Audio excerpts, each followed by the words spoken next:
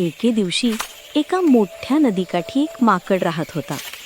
ते एका झाडावर राहत होतं आणि रोज गोड फळं खायचं. त्या नदीत एक मगर राहत होती.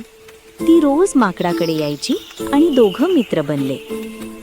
माकड रोज मगरीला झाडावरची गोड फळं देत असे. मगरीला ती फळं खूप आवडायची. एक दिवस मगर घरी गेली आणि आपल्या बायकोला फळं दिली. मगरीची बायको म्हणाली, हे फळं खाणारं माकड किती गोड असेल, मला त्याचं हृदय खायचं आहे. मगर अडचणीत पडली, पण तरी तिनं माकडाला फसवायचं ठरवलं. दुसऱ्या दिवशी ती माकडाला म्हणाली, मित्रा, माझ्या घरी ये, माझी बायको तुला भेटायला बोलावते. माकड मगरीच्या पाठीवर बसलं आणि नदी पार करू लागले. नदीच्या मधोमध मगरीने सत्य सांगितलं, माझ्या बायकोला तुझं हृदय हवं आहे. माकड घाबरलं नाही. ते चतुर होतं. माकड हसून म्हणालं,